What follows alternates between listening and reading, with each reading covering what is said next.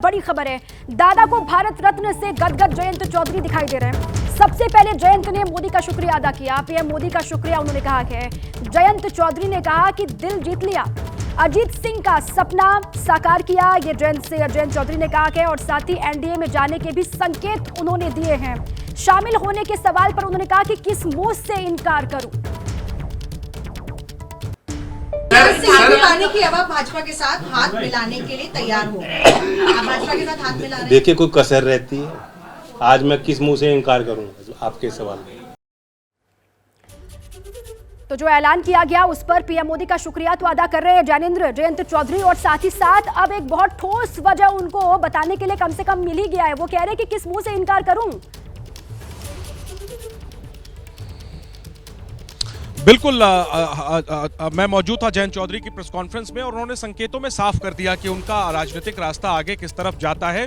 BJP और के साथ हाथ मिलाने, एनडीए में शामिल होने के सवाल पर उन्होंने दो टूक कहा कि कोई कसर छोड़ी है क्या, आप किस मुंह से मैं इनकार करूं। हालांकि औपचारिकताएं बाकी हैं सीट बंटवारे आदि को लेकर के, और इंतजार रहेगा 12 फरवरी को जब चौधरी अजीत सिंह, चौधरी चरण सिंह जी के बेटे और जयंत चौधरी के पिताजी, उनका जन्मदिन है और उस दिन एक बड़े ऐलान का इंतजार किया जा रहा है। मेरे साथ आरएलडी के सीनियर नेता हैं त्रिलोक त्यागी। आप तो चौधरी चरण सिंह जी के साथ भी काम कर चुके हैं, कितना बड़ा दिन है आज, वो तो जरूर बताइए अपनी भावनाएं। और जो सब लोगों के मन में सवाल है कि अब एनडीए में जाने का फैसला कब किया जाएगा। देखिए, ऐसा है कि आपने कहा कि मैंने चौधरी चरण सिंह जी के साथ काम किया, ये तो थोड़ा कुछ ज़्यादा है।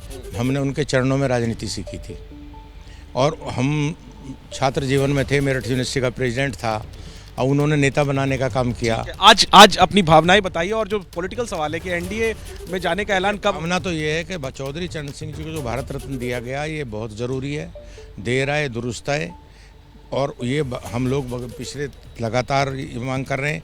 मैं मोदी जी को, उनकी सरकार को इस बात के लिए बधाई देता हूं कि उन्होंने बहुत अच्छा काम किया। चौधरी चरण सिंह जी भारत रत्न थे और आज का दिन हम लोग दिवाली की तरह मना रहे हैं। लोकदल के जितने भी प्रशंसक हैं, चौधरी चरण सिंह जी के अनुयायी हैं, पूरे देश में सब जगह उनका रास्ता आगे एनडीए की तरफ जाता है। देखिए, अब जैन जी ने कहा है कि जैनेंद्र, देखिए ये एनडीए के लिए तो मास्टर स्ट्रोक साबित होगा ही, ये तो लग ही रहा है। लेकिन ये साथ ही साथ इंडिया अलायंस के लिए एक बहुत बड़ा झटका भी है। जो रिएक्शन सामने आ रहे हैं उससे भी कम से कम ये समझ में आता है। आप रहे हमारे साथ, एक और बड़ी खबर इसी बीच सामने आ रही है, उससे आपको रूबरू करवाएं। भारत रत्न के ऐलान पर सभी पार्टियों ने इसका स्वागत किया है। सोनिया गांधी बोली, फैसले का स्वागत करती हूँ। अखिलेश यादव ने भी मोदी सरकार के फैसले पर खुशी जाहिर की है। दक्षिण राज्यों से भी स्वागत का संदेश सामने आया है। Prime Minister Chaudhary Charan Singh and Bharat Ratna for P.V. Narasimha Rao. Well, I welcome them. Why not? Nehru ji की तूती बोलती थी, उसमें कोई उनके सामने नहीं बोलता था। चौधरी चरण सिंह ने उसका विरोध किया। उसका परिणाम ये हुआ कि कांग्रेस की ही नजरों में चौधरी चरण सिंह हमेशा किरकिरी बने रहे।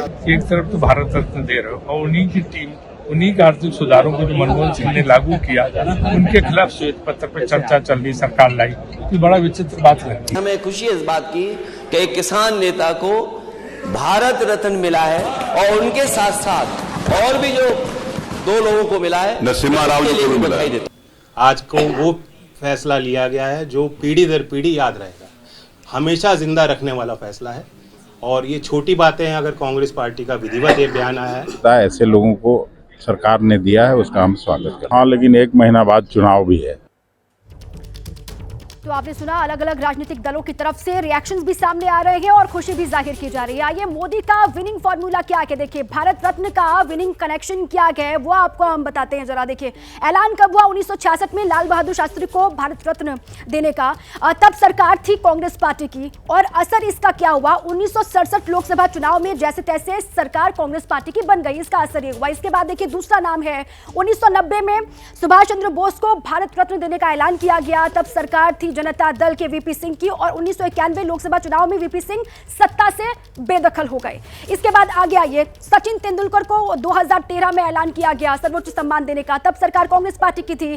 14 में आजादी के बाद सबसे कम 44 सीटें कांग्रेस पार्टी की 2014 के चुनाव में सामने आई।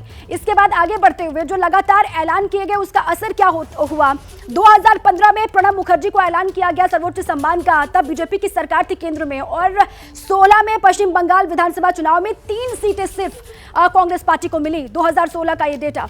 और इसके अलावा अब आगे बढ़ते हैं, भूपेन हजारिका को भारत रत्न देने का ऐलान किया गया 2019 में, और तब केंद्र में सरकार आप जानते हैं बीजेपी की। और बीजेपी को 2021 के असम विधानसभा चुनाव में बहुमत हासिल हुआ। तो ये असर आप देख रहे हैं, जब जब ऐलान किया गया उसका असर किस तरीके से हुआ। नानाजी देशमुख को 2019 में ऐलान किया गया, सरकार बीजेपी की थी, और 19 के महाराष्ट्र विधानसभा चुनाव में बीजेपी बड़ी पार्टी बनकर के उभर कर सामने आई। जैसे ही घड़ी का काटा दोपहर 2:30 पे आए, बबीता जी का दिल सास बहू साजिश के लिए मचल जाए। और ये है इनकी बहू, पूरे दिन ऑफिस की टेंशन हो जाए गॉन जब ये करें अपना फेवरेट शो फ्री टाइम पे ऑन। इनकी तरह आप भी देखें अपना फेवरेट शो अपने टाइम पर, और डाउनलोड कीजिए एबीपी लाइव ऐप अपने स्मार्ट टीवी पर।